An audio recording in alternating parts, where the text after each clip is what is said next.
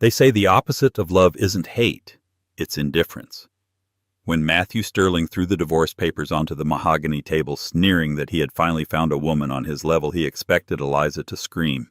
He expected her to beg, to cry, to make a scene in front of his mistress. He wanted the satisfaction of breaking her. But Eliza, she didn't shed a single tear. She simply signed the papers, packed a small bag, and walked out into the night with a terrifying calmness. Matthew thought he had won. He had no idea that a Gulfstream G650 was already waiting on the tarmac, sent by the one billionaire Matthew feared most.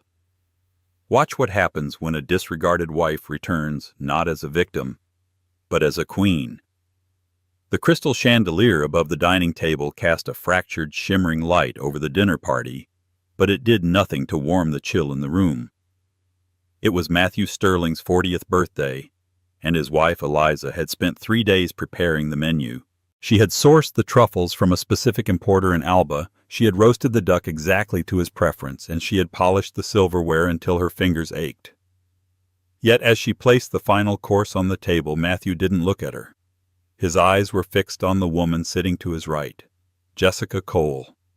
24 years old, a junior associate at Matthew's architecture firm, and possessing a laugh that sounded like glass-breaking, sharp, shiny, and dangerous. She was wearing a dress that cost more than Eliza's entire wardrobe, a slinky emerald number that left very little to the imagination. "This duck is adequate," Matthew said, finally glancing at his wife. He swirled his wine, a vintage Cabernet he had bought for himself. "Though it's a bit dry, Eliza. You really should have watched the timer better." The guests, 3 other couples from the firm and Matthew's imposing mother, shifted uncomfortably. The duck was perfect. Everyone knew it. "I'm sorry, Matthew," Eliza said softly. Her voice was steady, betraying nothing. She sat down at the opposite end of the table. "I'll do better next time." "Next time," Matthew muttered loud enough for everyone to hear. He turned back to Jessica. "You know, Jessica was telling me about the new Skyline project in Dubai. She has such a vision. It's rare to find someone who understands the soul of a building. Most people," he cast a dismissive glance toward Eliza, "are just content to live inside them." Jessica giggled, placing a manicured hand on Matthew's forearm. "Oh, stop, Matthew. You're the genius. I'm just the muse." Eliza took a sip of water. She felt the familiar dull ache in her chest, the one that had been there for 5 years. When she had married Matthew, he was a struggling draftsman with big dreams and empty pockets. She had worked double shifts at a diner to pay for his master's degree. She had edited his proposals late into the night. She had been the foundation upon which he built his empire. But now that the empire was built, Matthew had decided the foundation was too plain to be seen. The dinner progressed from awkward to unbearable. Matthew made toast after toast, praising his team, praising his mother, and praising Jessica. He didn't mention Eliza once. When the guests finally filtered out, leaving the house in a heavy silence, Eliza began to clear the table. Matthew remained seated, loosening his tie. Jessica hadn't left. She was leaning against the doorframe, sipping the last of the wine, watching Eliza like a hawk watching a field mouse. "Leave the dishes, Eliza," Matthew said abruptly. Eliza paused, a stack of china in her hands. "It will only take a moment." "I said, leave them." Matthew slammed his hand on the table. The sound echoed through the high-ceilinged room. Eliza set the plates down gently. She turned to face him. "What is it, Matthew?" Matthew stood up and walked over to where his briefcase lay. He pulled out a thick manila envelope and tossed it onto the table. It slid across the polished wood and stopped inches from Eliza's hand. "I want a divorce," he said. The air left the room. Jessica smirked, taking a slow sip of her wine. "I see," Eliza said. No gasp, no tears. "Don't you want to know why?" Matthew goaded, stepping closer. He wanted a fight. He wanted to see her crumble so he could feel justified in his cruelty. "Look at you, Eliza. Look at this domesticity. I am an artist. I am a visionary. I need fire. I need passion. You're just background noise. Jessica understands me. She challenges me. He's outgrown you, sweetie. Jessica chimed in, her voice dripping with faux sympathy. It happens. Some people are meant to soar and others are meant to hold the string. You can let go of the string now. Eliza looked from Matthew to Jessica. She saw the cruelty in their eyes, the smug satisfaction. They expected her to fall to her knees. They expected her to remind Matthew of the nights she nursed him through the flu or the loans she took out to save his first company. Instead, Eliza reached into her pocket, pulled out a pen, and pulled the papers toward her. "Where do I sign?"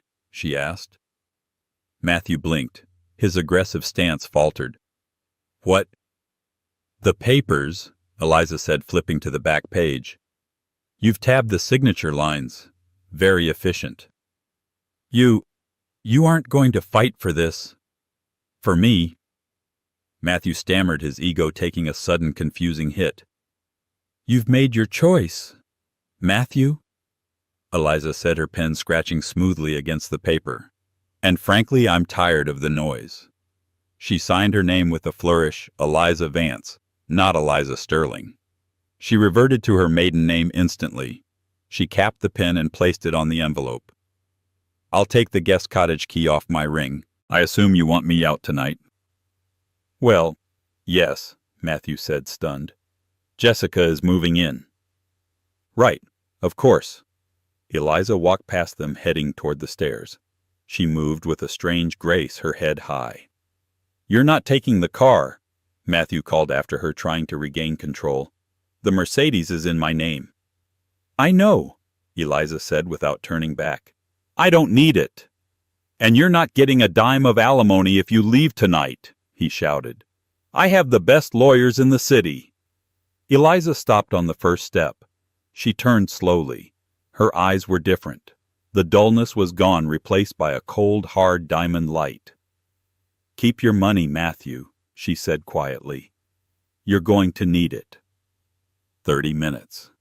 That was all it took for Eliza to pack 5 years of marriage into a single leather weekender bag. She took no jewelry that Matthew had bought her, mostly because he rarely bought her any, and when he did, it was cheap costume jewelry he claimed was artistic. She took her clothes, her passport, and a small velvet box hidden at the back of her underwear drawer. She changed out of her dinner dress into a pair of dark tailored trousers, a silk blouse, and a trench coat. When she came downstairs, the house was silent. She could hear giggling coming from the living room. Matthew and Jessica were already celebrating. Eliza walked out the front door and closed it softly behind her. It was raining, a cold, biting drizzle typical of late November in Seattle. She walked down the long driveway, her heels clicking on the wet pavement. She didn't look back at the sprawling modern mansion she had kept clean for half a decade. Once she reached the main road, she stopped under the glow of a street lamp. She reached into her coat pocket and pulled out a burner phone. It wasn't her regular cell. Matthew tracked that one. This was a phone she had kept charged and hidden for 3 years just in case. There was only one number saved in the contacts. She pressed dial. It rang once, twice. "Report," a deep, gravelly voice answered. "No hello, no pleasantries." "It's done, Arthur," Eliza said. "I'm out." There was a pause on the other end, followed by the sound of movement, a chair scraping a glass being set down. Location: North Seattle, the Sterling residence. I'm on the curb. Status: calm, hostile extraction not required, but I need transport. And Arthur: "Yes, ma'am." "Tell him I'm coming home." "He already knows," Arthur replied, a hint of warmth finally entering his voice. "He's been tracking your vitals through the watch. He saw your heart rate spike during dinner and then flatline to total calm. He knew you made the decision before you even called." Eliza looked down at the simple black smartwatch on her wrist. Matthew had always hated it, calling it ugly and utilitarian. He never knew it was a prototype military-grade bio-tracker worth more than his car. "ETA?" Eliza asked. "Look up." Eliza tilted her head back. Through the mist and rain, she heard the rhythmic thrum of rotors. A black shape descended from the clouds, sleek and predatory. It wasn't a news chopper or a police unit. It was a Sikorsky S-76 painted in matte black with no registration numbers visible to the naked eye. The helicopter landed right in the middle of the empty suburban intersection, kicking up a spray of water. The side door slid open, and a man in a dark suit jumped out holding a large umbrella. "Mrs. Vance," the man said, bowing his head as he ran to shield her from the rain. "Mr. Thorne sends his regards." Eliza stepped into the helicopter. The interior was lined with cream leather and smelled of bergamot and aged scotch. She buckled herself in as the machine lifted off, leaving the suburban nightmare far below. She watched the lights of Matthew's house fade into the distance. He was probably popping champagne right now, thinking he had discarded a piece of trash. She pulled the small velvet box from her bag and opened it. Inside sat a ring, not a diamond, but a rare blue garnet glowing with an inner fire set in platinum. It was the ring she had taken off 5 years ago when she decided to live a normal life, to prove to herself she could be loved for who she was, not what she was. She had failed, or rather Matthew had failed. The pilot's voice came over the headset. "We are routed to Teterboro, Mrs. Vance. The jet is fueled and waiting. Flight time to Paris is 7 hours. "Paris?" Eliza asked. "Mr. Thorne is in Paris for Fashion Week. He said he's waited 5 years. He's not waiting another day." Eliza leaned back and closed her eyes. Sebastian Thorne. The name alone was enough to make stock markets tremble. A billionaire industrialist, a recluse, and the man who had once offered Eliza the world. She had walked away from him because she was young, overwhelmed by his intensity, and desperate for a simple life. She thought a simple life meant a simple man like Matthew. She had been a fool. Simplicity wasn't about poverty or anonymity. It was about honesty. Matthew was a liar. Sebastian, for all his dark power and ruthless business dealings, had never lied to her. The helicopter banked, heading toward the private airfield. Back at the house, Matthew was pouring champagne. "To freedom," he toasted, clinking his glass against Jessica's, "and to getting rid of dead weight." She was so pathetic. Jessica laughed. "Walking out in the rain. Where is she going to go? Her parents are dead. She has no money, and she hasn't worked in years." "She'll come crawling back in a week," Matthew said confidently, "begging for a settlement. And when she does, I'll offer her a job as the cleaning lady." They both laughed, cruel and loud. Suddenly the house shook. The windows rattled in their frames. "What the hell was that?" Matthew asked, rushing to the window.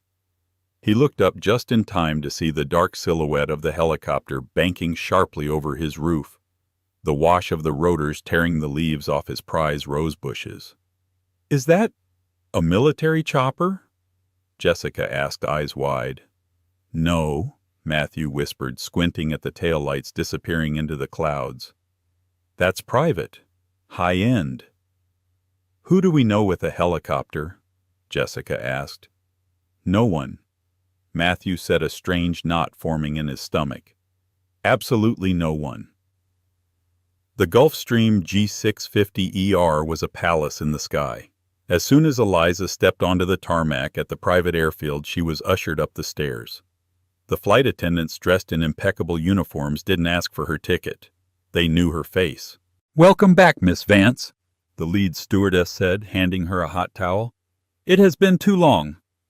"It has Sarah," Eliza replied, remembering the woman's name. Eliza moved to the main cabin. It was empty save for a large bouquet of white peonies, her favorite, resting on the table. There was a note tucked inside. "My dove, the cage is open. Fly to me. S." She sat in the plush leather seat and watched the city of Seattle disappear beneath her. She felt the layers of Eliza Sterling, the submissive housewife, the cook, the cleaner, peeling away. She went to the bathroom and looked in the mirror. She looked tired. Her skin was pale. Her eyes had dark circles. Matthew had drained her. "Never again," she whispered to her reflection. She opened the amenities kit. It wasn't standard airline toiletries. It was filled with La Mer creams and Chanel cosmetics. Sebastian hadn't forgotten a single detail of her routine. 7 hours later, the jet touched down at Le Bourget Airport in Paris. It was morning in France, a crisp golden autumn day. A convoy of 3 black SUVs was waiting on the tarmac. As Eliza descended the stairs, the back door of the middle SUV opened. A man stepped out. He was tall, over 6'3", with broad shoulders, clad in a bespoke charcoal suit that cost more than Matthew's annual salary. His hair was dark, touched with silver at the temples, and his eyes were the color of a stormy sea, intense, intelligent, and currently locked onto Eliza. Sebastian Thorne, the Iron Wolf of Wall Street. He didn't smile. He didn't wave. He simply stood there waiting. Eliza felt her heart hammer against her ribs. She walked across the tarmac, her pace quickening with every step until she was running. Sebastian opened his arms and she collided with him. He caught her easily, lifting her off her feet, burying his face in her neck. He smelled of rain, expensive tobacco, and safety. "I have you," he murmured against her hair, his voice vibrating through her chest. "I have you, Eliza." "I'm sorry." She choked out, tears finally spilling over. The tears she hadn't shed for Matthew came freely now. "I'm so sorry I left." "Hush," Sebastian said, setting her down but keeping his arms locked around her waist. He pulled back to look at her face. His thumb traced the dark circles under her eyes, his expression darkening. "He hurt you."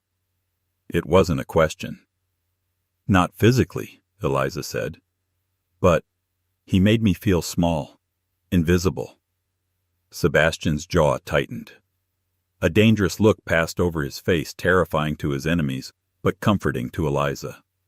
"He will learn what it means to be small. I promise you that." He opened the car door for her. "Get in. We have a lot of work to do." "Work?" Eliza asked, wiping her eyes. "Tonight is the darker side of Fashion Week. The Obsidian Gala," Sebastian said as he slid in beside her. "Everyone who is anyone will be there. Investors, moguls, and architects seeking funding." Eliza froze. "Matthew?" "He's in Paris," Sebastian confirmed. "He flew commercial yesterday. He's been begging for a meeting with my holding company for months. He thinks he's on the verge of a breakthrough." Eliza looked down at her simple clothes. "I can't go to a gala. I have nothing to wear. I look like a wreck." Sebastian pressed a button, and the partition between them and the driver slid up. He turned to Eliza, taking her hand. "You are Eliza Vance. You were the youngest creative director at Vogue before you decided to play house. You have more style in your little finger than that man has in his entire lineage." He reached into the pocket of the seat in front of him and pulled out a tablet. "I have arranged a team. Hair makeup styling. And I called incredible favors from the archives of Versace and Dior. Tonight, Eliza, you don't just return. You ascend." Eliza took a deep breath. She thought of Matthew's sneer. She thought of Jessica's laughter. "Okay," she said, her voice strengthening. "Let's burn it down." The penthouse suite at the Hôtel de Crillon overlooked the Place de la Concorde, offering a view of Paris that was reserved for monarchs and tycoons. Inside the suite was a hive of controlled chaos. Eliza sat in a velvet chair, a glass of chilled cucumber water in her hand while a team of 3 worked on her. She felt like a masterpiece undergoing restoration, layers of grime and neglect being carefully stripped away to reveal the vibrant colors underneath. "The skin is dehydrated," the esthetician, a petite Frenchwoman named Colette, murmured disapprovingly as she applied a serum that cost more than Matthew's car payments. "Stress, sadness. It sits in the pores." "It's being washed away," Eliza said, her eyes closed. She could feel the tension leaving her muscles. For the last 5 years, her morning routine had consisted of splashing cold water on her face and tying her hair back so she could start cleaning the house before Matthew woke up. She had convinced herself that this was humility. She realized now it was humiliation. "Open, please," said Justin, the stylist Sebastian had flown in from Milan. Eliza opened her eyes. Justin held up a garment bag. He unzipped it slowly. The dress was a weapon. It was a custom-made creation by Atelier Versace. It wasn't white innocent or bridal. It was a deep liquid gunmetal gray covered in thousands of tiny Swarovski crystals that caught the light with every movement. It looked like armor forged from starlight. The neckline was a daring plunge, the back entirely open, designed to show off skin that had been hidden under aprons and oversized sweaters for too long. Sebastian chose the color, Justin said, a knowing smile on his face. He said, "You are the storm that clears the air." Eliza stood up. Her hair, which she usually kept in a messy bun, had been blown out into cascading glossy waves that reached her mid-back. Her makeup was sharp, a smoky eye that highlighted the amber flecks in her irises, and a lip color that was the exact shade of a bruised plum. She stepped into the dress. It fit like a second skin. It held her, supported her, and forced her to stand tall. There was a knock on the heavy oak doors. The stylist stepped back, disappearing into the shadows of the room as if by magic. "Come in," Eliza said. The doors opened and Sebastian walked in. He had changed into a tuxedo that was cut so sharply it could draw blood. He stopped dead in his tracks when he saw her. For a man who controlled billions of dollars in assets, who had stared down hostile takeovers and Senate hearings without blinking, he looked utterly struck. He swallowed hard. "Eliza," he breathed. He walked toward her, not rushing, but with the gravitational pull of a planet. He stopped inches from her. He didn't touch her, not yet. He just drank her in. "Do I look okay?" Eliza asked, a ghost of her old insecurity surfacing. "Is it too much? Matthew always said I shouldn't draw attention to myself because—" "Matthew," Sebastian interrupted, his voice low and dangerous, "was terrified that if anyone else looked at you, they would realize he was holding a diamond in a handful of gravel. You were never too much, Eliza. He was just too little." He reached into his jacket pocket and pulled out a long, thin velvet case. "I didn't buy this for you," Sebastian said, opening the case. "I retrieved it. It has been in my family vault for 3 generations. The Thorn Legacy Diamond." Eliza gasped.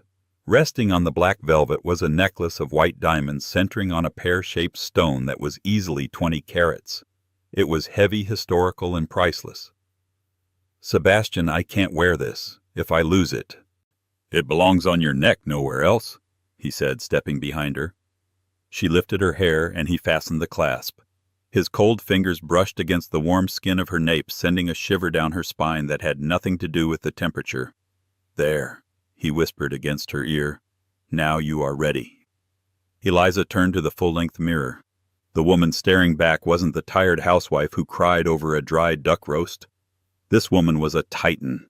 She looked expensive, dangerous, and unattainable. "Who is she?" Eliza whispered. "That," Sebastian said, standing beside her, his dark suit contrasting perfectly with her shimmering gown, "is the woman who is about to bring Paris to its knees." He offered his arm. "Shall we—" Eliza took a deep breath. She thought of the guest cottage Matthew had banished her to. She thought of the cold rain. And then she looked at the diamonds around her neck and the man by her side. "Let's go," she said. The Louvre Museum had been transformed. The glass pyramid glowed from within, casting amber light onto the courtyard where a line of limousines deposited the elite of the world. The Obsidian Gala was the most exclusive event of Fashion Week, a place where business deals worth billions were whispered over glasses of champagne. Matthew Sterling adjusted his bow tie for the 10th time. It was tight. He felt out of place. He had spent a small fortune to get tickets to this event, money he had taken from the joint savings account he shared with Eliza just before asking for the divorce. He viewed it as an investment. He needed to meet Sebastian Thorn. Rumor had it that Thorn Capital was looking to invest in avant-garde architecture, and Matthew was convinced his portfolio would win the billionaire over. Beside him, Jessica was shivering. She was wearing a bright pink dress that she thought was high fashion, but amidst the sea of elegant blacks, creams, and golds, she looked like a highlighter pen. It was too short, too tight, and the sequins looked plastic under the harsh lights of the paparazzi. "My feet hurt," Jessica whined, leaning on Matthew. Why is the line so long? Tell them who you are." "Hush," Matthew hissed. "These aren't bouncers at a club, Jessica. That's the security detail for the Saudi royal family ahead of us. Just smile and look expensive." They finally made it inside. The grand hall was breathtaking, filled with sculptures and live orchestral music. Waiters with white gloves moved silently through the crowd. Matthew scanned the room desperately. "I need to find Thorne, if I can just get 5 minutes with him." "Is that him?" Jessica asked, pointing to a fat man near the buffet. "No, you idiot. Thorne is... he's a legend. Tall, dark, terrifying." They mingled, but it was painful. Matthew tried to strike up conversations with other guests, but as soon as they realized he was just a mid-level architect from Seattle with no major accolades, they politely excused themselves. The indifference was suffocating. Suddenly the music changed. The orchestra swelled. The murmuring crowd fell silent. At the top of the grand staircase, the doors opened. "Who is that?" someone whispered nearby. "Is that a movie star?" asked another. Matthew looked up. At the top of the stairs stood a man who looked like he owned the very air in the room. Sebastian Thorne. He was imposing, regal, and terrifyingly handsome. But no one was looking at him. They were looking at the woman on his arm. She was a vision in gunmetal and diamonds. She moved with a liquid grace, the light catching every curve, every crystal on her dress. Her head was held high, her expression one of cool, detached amusement. The massive diamond at her throat glittered like a captured star. Matthew squinted. There was something familiar about the way she walked, something about the tilt of her chin. "Wow," Jessica breathed, actually impressed. "Look at that dress. That must be worth more than your house." The couple began to descend the stairs. The crowd parted for them like the Red Sea. Photographers who had been bored all night suddenly went into a frenzy, flashes exploding like lightning. As they reached the bottom of the stairs, the woman turned her head slightly and laughed at something Sebastian whispered. The sound hit Matthew like a physical blow. He knew that laugh. He hadn't heard it in years, not since before the bills and the stress and his own ego crushed it out of her, but he knew it. "Eliza," he whispered. Jessica laughed. "What, that is not your frumpy ex-wife Matthew. That woman is... she's royalty or something. Look at the jewelry." But Matthew was moving. He couldn't help himself. He pushed past a waiter, spilling a tray of drinks, ignoring the gasps of indignation. He had to know. Sebastian and the woman were surrounded by a circle of admirers. The CEO of LVMH was shaking the woman's hand. A famous Hollywood director was kissing her cheek. Matthew shoved his way to the front of the circle. "Eliza!" he blurted out. The conversation in the circle died. The music seemed to stop. The woman in the gunmetal dress turned slowly. Her eyes, cool and sharp, landed on Matthew. There was no recognition in them at first, just a polite, distant curiosity one might show a rude stranger. Then a small, pitying smile played on her lips. "Hello, Matthew," she said. Her voice was smooth, cultured, lacking the tremor it used to have when he yelled at her. It is you," Matthew stammered. He looked her up and down his brain, unable to reconcile the woman who scrubbed his toilets with the goddess standing before him. "What are you doing here? How did you get in?" "She is with me," a deep voice rumbled. Sebastian Thorne stepped forward, placing a possessive hand on the small of Eliza's back. He looked down at Matthew with eyes that could freeze magma. "And who are you?" Sebastian asked, though he knew exactly who Matthew was. I'm Matthew Sterling," Matthew said, his arrogance battling with his shock. He straightened his tie, trying to salvage the situation. "I'm her husband," the crowd murmured. "Ex-husband," Eliza corrected effortlessly. "As of... what was it 24 hours ago when you threw the papers at me during dinner?" She said it casually, as if recounting a boring weather report. The crowd's murmur turned into a collective gasp of judgment. Eyes turned to Matthew with disgust.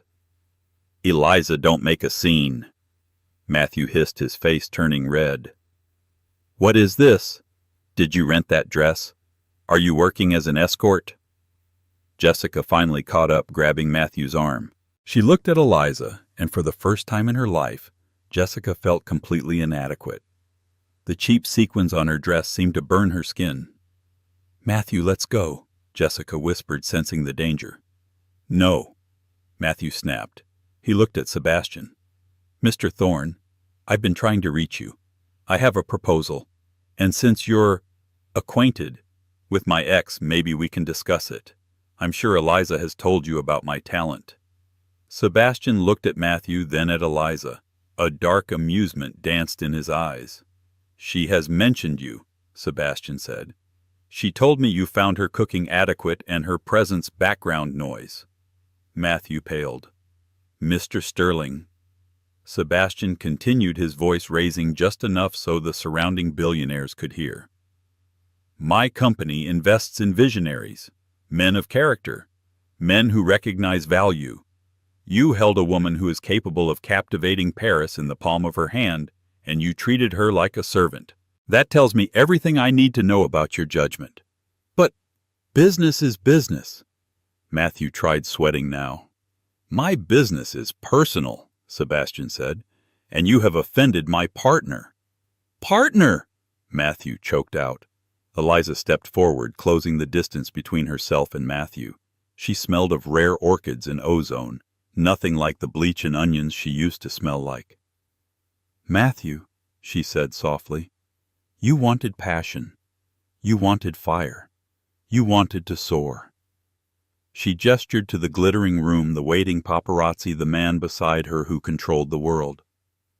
"I'm flying," she said, "and you're still on the ground worrying about the duck." She turned back to Sebastian. "I'm bored of this, darling. Shall we go to the VIP lounge? The air is a bit stale down here." "After you," Sebastian said. They turned their backs on him. Matthew stood there, the center of attention for all the wrong reasons. A waiter stepped up to him. "Sir," the waiter said icily, "you are blocking the flow of traffic. Please move aside." As Matthew was ushered away, he watched Eliza ascend the stairs to the VIP balcony, her hand firmly in Sebastian's. She didn't look back, not once. Jessica tugged on his arm. "Matthew, everyone is staring at us. We have to leave." I don't understand." Matthew muttered, his world tilting on its axis. "She was just Eliza." "No." A woman standing nearby, a famous fashion editor, said, sipping her champagne. "She was never just anything. You were just too blind to see it." 3 months had passed since the Obsidian Gala. For Matthew Sterling, they had been the longest 3 months of his life. The fallout from Paris had been subtle at first, like a hairline fracture in a dam. It started with phone calls not being returned. Then the invitations to charity dinners stopped coming. Then the contract for the new symphony hall. The project Matthew had banked his entire fiscal year on was abruptly awarded to a rival firm. Matthew sat in his office in downtown Seattle, staring at the rain streaking the floor-to-ceiling windows. The office was quiet. Too quiet. He had laid off half his staff the week before. "Matthew!" He turned. Jessica was standing in the doorway. She wasn't wearing high-end lingerie or bringing him wine anymore. She was wearing a raincoat and holding a cardboard box. "What are you doing?" Matthew asked, rubbing his temples. He had a permanent migraine these days. "I'm leaving," Jessica said, chewing gum. "My paycheck bounced again, Matthew. And frankly, this whole tortured artist vibe isn't cute when you can't pay for the lease on the Mercedes." "It's a cash flow problem," Matthew snapped, standing up. "It's temporary. Once the Dubai deal goes through." "There is no Dubai deal." Jessica cut him off. "I checked your emails. They pulled out. They said your recent designs lacked soul." She let out a cruel laugh. "Funny. That's exactly what you said about Eliza's cooking." "Don't say her name," Matthew roared. "She's on the cover of Architectural Digest this month, you know," Jessica said, twisting the knife. A 6-page spread on the restoration of a historic chateau in the Loire Valley. The headline calls her "The Hidden Genius Returns." Turns out everyone loves a comeback story. She dropped her keycard on his desk. I'm going back to my parents' place. Don't call me. She walked out. Matthew didn't chase her. He didn't care. Jessica was a symptom of his ego. She was easily discarded. What terrified him was the letter sitting on his blotter. It was from the bank. Sterling Architecture was in default. He had leveraged his house, his car, and the firm's assets to fund the expansion he thought would make him a billionaire. Now the bank was calling in the debt. He had 48 hours to come up with $4 million or he would lose everything. He had made calls. He had begged old friends. He had even tried to call his mother, but she had hung up on him, ashamed of the gossip surrounding his public humiliation in Paris. His phone buzzed. It was a private number. "This is Sterling," he answered, his voice ragged. "Mr. Sterling." A crisp, professional female voice spoke. "This is the executive office of the Vanguard Acquisition Group. We understand you are in a distressed financial position." Matthew sat up straighter. "I am exploring options." "We are interested in acquiring your firm's assets," the woman said, "including the intellectual property in the downtown headquarters. We are prepared to offer a buyout that would clear your personal debts." Relief washed over Matthew so intensely he almost wept. Yes, I'm interested. Who is the buyer?" "The principal prefers to remain anonymous until the signing," the voice said. "If you are agreeable, a car will collect you tomorrow morning at 900 a.m. Bring the deed to the house and the corporate seal." "I'll be there," Matthew breathed. "I'll be there." He hung up and slumped back in his chair. He was saved. He would lose the company, yes, but he would walk away debt-free. He could start over. He was Matthew Sterling after all. He was the talent. He could build again. He walked over to the minibar and poured himself a whiskey. He looked at the empty spot on the wall where his diploma used to hang. He had sold the frame to a pawn shop yesterday. "I won," he whispered to the empty room, trying to convince himself. "I survived." The Cadillac Escalade that collected Matthew Sterling from his foreclosed office building was not a mere luxury vehicle. It was a fortress on wheels.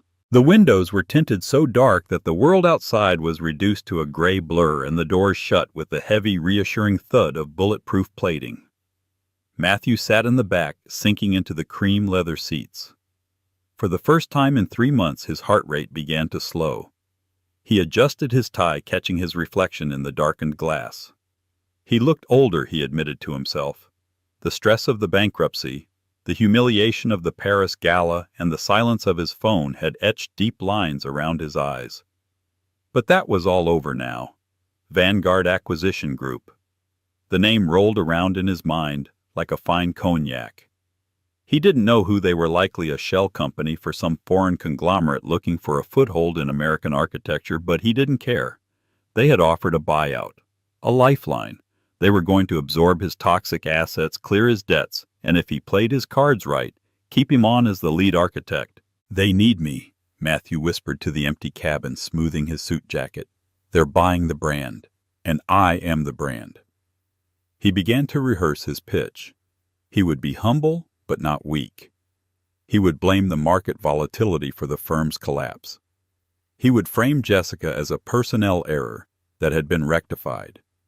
He would convince this anonymous investor that Matthew Sterling was a sleeping giant ready to wake up.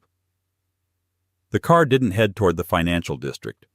Instead, it merged onto the highway heading north toward the industrial airfield. Matthew frowned slightly but quickly rationalized it. High-level billionaires often conducted business in transit or at private hangars to avoid the press. This was good. This meant serious money. 30 minutes later, the Escalade drove through a security checkpoint past a row of private jets and pulled directly into a massive, cavernous hangar. The engine cut out. The driver, a man with a neck as thick as a tree trunk, opened the door. "Inside. Keep walking until you see the table." Matthew stepped out. The hangar was vast, smelling of jet fuel and ozone. It was largely empty save for a single brightly lit area in the center. A long glass conference table had been set up there, surrounded by sleek modern chairs. A large projection screen stood behind it, displaying a rotating 3D model of a building. Matthew squinted. It was the Helix Tower, his magnum opus, the building that was supposed to put him on the map. Seeing it there glowing in high definition surged his confidence. They did admire his work. Two figures sat at the far end of the table. One was a man leaning back in the shadows, his face obscured. The other was the principal, sitting at the head of the table, back turned to Matthew, examining the screen. "Mr. Sterling," the driver announced, his voice echoing off the metal walls. "Delivery complete." Matthew straightened his spine and walked toward the light. "Good morning." He projected his voice using his best boardroom tone. "I appreciate the swiftness of this meeting. I assume we can dispense with the pleasantries and discuss the restructuring of my firm." The figure at the head of the table didn't turn immediately. The chair swiveled slowly, agonizingly, until it faced him. Matthew stopped walking. His mouth opened, but no sound came out. It wasn't an anonymous investor. It wasn't a banker. It was Eliza. But it wasn't the Eliza he had married. That Eliza wore soft cardigans and smelled of vanilla and apologized for taking up space. That Eliza had eyes that constantly sought his approval. This woman was a stranger. She wore a white power suit cut so sharply it looked like it could draw blood. Her hair, usually loose or in a messy bun, was pulled back into a severe architectural ponytail that emphasized the sharp angles of her cheekbones. She wore thick-framed black glasses that made her look intellectual, cold, and utterly terrifying. Sitting next to her, shrouded in a dark charcoal suit and an air of menacing calm, was Sebastian Thorne. "Sit down, Matthew," Eliza said. Her voice was different too, deeper. Gone was the hesitation. This was the voice of a woman who signed checks, not one who clipped coupons. "This," Matthew stammered, his brain misfiring. "This is a joke. Is this a joke? Did you pay the driver to bring me here to humiliate me?" "I said sit down," Eliza repeated. She didn't shout. She didn't need to. The command cracked through the air like a whip. Matthew sat. The metal chair was cold. He felt small, like a child called to the principal's office. "You can't be Vanguard," he said, trying to find his footing. "You don't have money, Eliza. I saw our bank accounts. You lived on the allowance I gave you." Eliza picked up a fountain pen, a Mont Blanc he recognized because he had always wanted one but couldn't afford it, and tapped it rhythmically against the glass table. "You saw the allowance you gave Eliza Sterling," she corrected. "You never looked past the surface, Matthew. That was always your flaw as an architect and as a husband. You care about the facade, but you ignore the foundation." She slid a thick, leather-bound folder across the table. It slid effortlessly across the glass and stopped inches from his hand. "Open it." Matthew opened the folder. The first document was a birth certificate. Eliza Marie Vance. He stared at the name. It sounded familiar, ringing a distant bell from his college days studying industrial supply chains. "Vance," he muttered. "Like Vance Steel. Vance Steel, Vance Shipping, and the Vance Global Trust." Eliza listed her eyes, boring into him. "My grandfather founded the company in Pittsburgh 70 years ago. My father expanded it into international logistics. When they passed in the crash, I was the sole beneficiary." Matthew felt the blood drain from his face. Vance Steel was an industrial titan. It supplied the girders for half the skyscrapers in New York. If she was that Vance. "You're a billionaire," he whispered, the realization hitting him like a physical blow. "You've been a billionaire this whole time." "I am," she said simply. "Then why—" Matthew's voice rose, cracking with a mix of hysteria and indignation. "Why did you scrub my floors? Why did you let me worry about the mortgage? Why did you let me take out loans when you could have written a check and fixed everything? Because I didn't want to buy a husband, Matthew." Eliza slammed her hand on the table, the first crack in her icy demeanor. "I wanted a partner. I saw what money did to my father, how every woman he met only saw the dollar signs. When I met you, you were struggling, passionate, and you seemed to see me. So I hid the trust. I wanted to build a life with you from the ground up. I wanted to know that if we succeeded, we did it together. She leaned back, the ice returning to her eyes. But we didn't do it together, did we? I supported you. I edited your proposals. I managed your life. And the moment you got a taste of success, you decided I wasn't decorative enough for your new life. Matthew scrambled for a defense. I was under pressure. The firm, the stress. Save it. Sebastian spoke for the first time. His voice was a low rumble vibrating with suppressed violence. We are not here for a marriage counseling session, Sterling. We are here for business. Sebastian opened a file in front of him. Vanguard Acquisition is a joint venture between Thorn Capital and the Vance Trust. We have purchased the outstanding debt of Sterling Architecture from your creditors. So you bought my debt, Matthew said, a flicker of his old arrogance returning. That means you're my investors now. Fine. I can work with that. I can turn this around. With your capital and my genius. Stop! Eliza cut him off. She pressed a button on a remote. The image on the projection screen changed. It was no longer the 3D render of the Helix Tower. It was a scanned image of a cocktail napkin stained with coffee rings. On it was a rough sketch of a spiraling tower with detailed notes on the structural integrity of the curve. In the bottom corner of the napkin were the initials EV. Matthew stared at the screen. He remembered that napkin. They were at a diner 3 years ago. He had been stuck on the wind load problem for the tower. He was ready to quit. Eliza had grabbed a pen, sketched for 5 minutes, and solved a physics problem that had stumped his entire engineering team. Matthew swallowed dryly.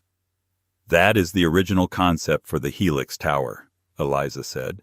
Created by me. She clicked the remote again. A new image appeared.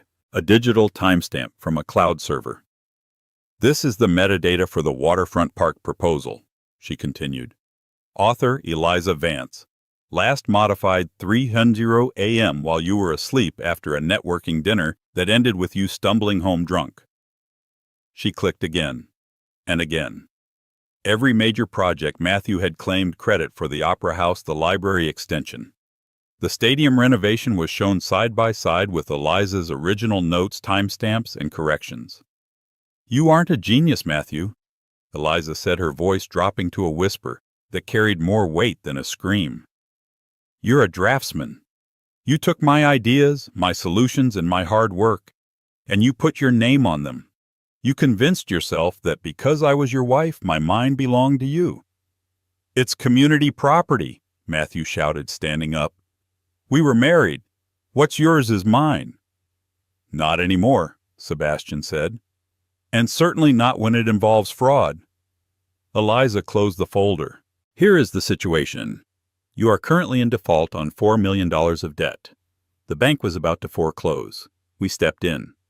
So you save me, Matthew insisted, desperate to spin this. No, Eliza said. We own the debt, which means we have the right to seize collateral immediately. And since you signed the company assets, including all intellectual property, as security for the loans, we are seizing the IP. She looked at him with a terrifying calmness. I am taking back my designs, Matthew. All of them. The Helix Tower. It will be built, but under the Vance Thorn name. The awards you won, we are petitioning the board to have them rescinded based on proof of plagiarism. You are not just bankrupt. You are professionally erased. Matthew gripped the edge of the table. The room was spinning. You can't do this. I'll sue. I'll tell the press. Go ahead. Sebastian smiled, a predator baring its teeth. Tell the press that you stole your wife's work. Tell them that the visionary Matthew Sterling can't even use AutoCAD without his wife's help. Please. The press release is already written. We're just waiting for you to pull the trigger. Matthew slumped back into his chair. He looked at Eliza, really looked at her. He saw the strength he had ignored, the intelligence he had belittled, the beauty he had been too blind to see. He realized with a sickening lurch of his stomach that he had held a winning lottery ticket in his hand for 5 years and had thrown it in the trash because he wanted a shinier wrapper. "What happens now?" he whispered. "Now," Eliza said, standing up. "We conclude the transaction." She reached into the pocket of her pristine white blazer and pulled out a single crisp dollar bill. She placed it on the glass table. "I am acquiring Sterling Architecture and all associated assets for its fair market value." She slid the dollar across the table. $1. Matthew stared at George Washington's face. It was the ultimate insult. It was less than the price of the coffee she used to make him every morning. "Take it," Eliza commanded. With trembling fingers, Matthew took the dollar bill. "Get out," Sebastian said. Where do I go?" Matthew asked, standing up shakily. "My house." "Is ours?" Eliza said. "The locks were changed an hour ago. Your personal belongings, clothes, toiletries, that ridiculous espresso machine you bought, have been packed into boxes and left on the curb. I suggest you get there before it starts raining harder. Cardboard gets soggy quickly." "Eliza!" Matthew pleaded, his eyes filling with tears. "Please, I have nothing. No one will hire me. Jessica left me. My mother won't speak to me. You can't leave me on the street." Eliza walked around the table. She stopped inches from him. For a moment Matthew thought he saw a flicker of the old Eliza, the one who forgave everything. "I stood in the rain," Eliza said softly. "I stood in the rain with nothing but a bag of clothes because you wanted to make room for your mistress. You told me I was background noise. You told me to find my own way." She leaned in close, her scent expensive, floral, and cold, filling his senses. "I found my way, Matthew. Now go find yours." She turned her back on him. "Arthur, remove him." The large driver stepped forward, grabbing Matthew by the upper arm. It wasn't gentle. Matthew was marched toward the hangar door. "Eliza, Eliza, I love you," he shouted, his dignity completely gone. "We can fix this." The hangar doors hummed as they began to close. Matthew was shoved out onto the wet tarmac. The sky had opened up and a torrential downpour soaked him instantly. He stood there clutching his single dollar bill, watching the gap between the heavy steel doors shrink. Through the narrowing gap he saw Sebastian walk up to Eliza. He saw the billionaire wrap his arms around her waist. He saw Eliza lean back into him, her head resting on his shoulder, looking at the blueprint of her tower on the screen. Then the doors slammed shut with a final booming clang that sounded like a prison cell closing. Inside the warmth of the hangar, silence returned. Eliza let out a long, shaky breath. Her hands were trembling slightly.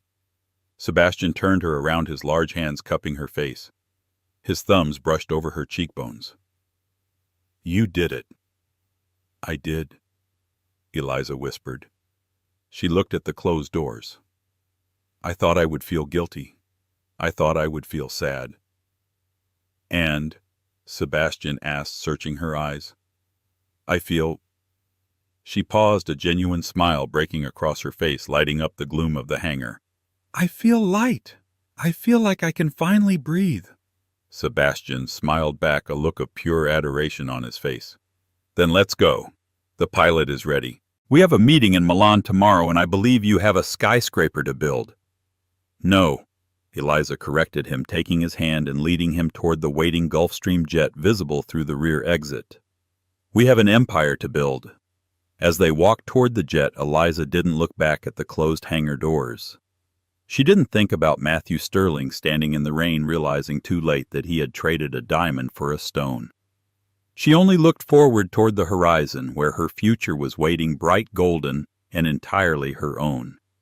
And that is the story of how Eliza Vance went from a discarded wife to a queen of industry. Matthew learned the hardest lesson of all: never mistake silence for weakness and never underestimate the person holding up your world. He thought he was the architect of his own success, but he was just standing on a foundation Eliza built, and when she left, the whole house came down.